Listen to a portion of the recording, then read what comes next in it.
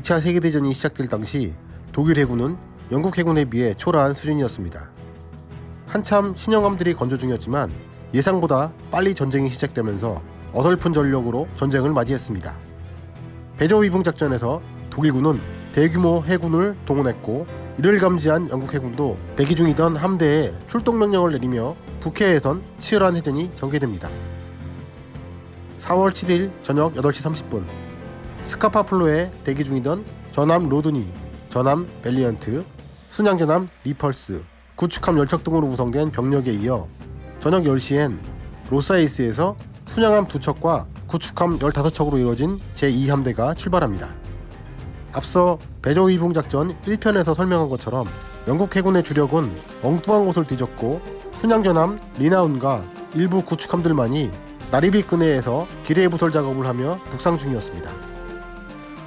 4월 8일 영국 해군 구축함 글로우웜은 승조원 한 명이 바다에 빠지는 사고로 인해 함대에서 이탈해 수색 작업을 하고 있었는데요.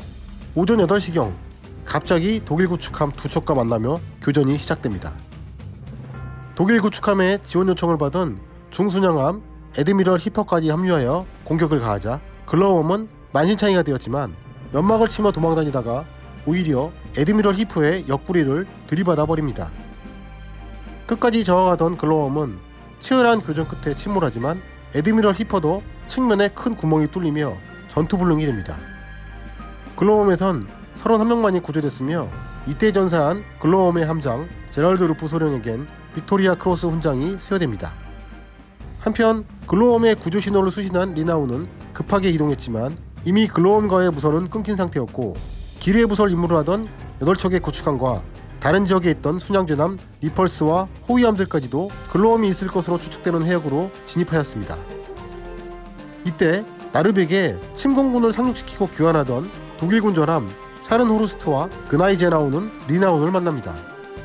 독일군은 상대가 전함도 아니었고 쪽수로도 유리했기에 전투를 피하지 않았고, 리나운 역시 전투에 돌입합니다. 하지만 막상 교전이 시작되자 오히려 독일군 전함들이 밀리기 시작했습니다. 리나운도 2발이 명중되며 피해가 발생했지만 그나이제나우도 3발을 얻어맞았고, 리나운을 호위하던 속도 빠른 구축함들도 적극적으로 교전하였습니다. 상황이 불리해지자 독일군 전함은 연막을 치며 빠져나갔고, 이렇게 첫 교전이 끝납니다. 영국 해군이 서서히 노르웨이로 몰려들고 있었지만 독일 해군은 이후 벌어질 나르벡 해전이 시작되기도 전에 샤른호르스트와 그나이제나우, 애드미럴 히퍼가 수리에 들어가고 1편에 소개했듯이 최신함인 블리어까지 침몰한 상태였습니다. 4월 9일엔 독일 공군에 의해 영국 해군 구축함 한 척이 격침됐지만 영국 항공모함 퓨리어스의 함재기가 독일 경순양함 퀴니스베르크를 격침시키고, 경순양함 칼스루에도 영국군 잠수함에 의해 격침됩니다. 그리고 4월 10일 새벽 4시경 드디어 1차 나르빅 해전이 벌어집니다. 영국 해군은 피오르드 안쪽에 위치해 경계가 소홀한 나르빅항을 기습한다는 대담한 계획을 세웁니다.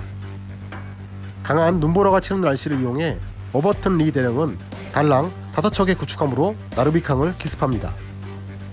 갑작스런 공격에 독일 해군은 구축함 2척, 탄약 보급함 1척, 수송함 6척이 격침당하고 나머지 구축함들과 상선들도 큰 피해를 입습니다. 더군다나 기함인 비렐름 헬드캄프가 격침당하면서 나르빅 침공사령관인 본테 소장도 전사하는 등 나르벡의 독일군은 그야말로 박살이 나고 맙니다. 하지만 영국군 함대 역시 피해가 전혀 없는 건 아니었습니다. 함대가 공격 성공 후 빠져나오던 중 공격을 받아 기함이던 하디와 헌터가 침몰하였고, 나머지 3척도 피해를 입습니다. 이때 기함인 하디에 있던 워버턴 리 대령이 전사하였고, 그는 추후 빅토리아 크로스 훈장이 수여됩니다. 이후 3척의 구축함들은 후퇴하다가 만난 독일군 탄약 보급함까지 격침시켜버리며 1차 나르벡 해전을 승리로 장식합니다. 4월 13일 2차 나르벡 해전이 벌어집니다. 이번엔 영국 해군이 제대로 준비해서 싸움을 겁니다. 전함 워스파이트를 기함으로 9척의 구축함과 항공모함 퓨리어스까지 동원하여 나르벡을 공격합니다. 1차 나르벡 해전에서 살아남았던 한 척의 유보트와 8척의 구축함은 일방적으로 두들겨 맞고 모두 수장됩니다. 안 그래도 빈약했던 독일 해군은 나르벡 해전에서 보유했던 구축함의 절반이 침몰당하는 뼈아픈 손실을 당합니다. 이후 노르웨이 북부의 제해권은 영국이 장악하였고 영국 육군을 노르웨이에 안전하게 상륙시킵니다.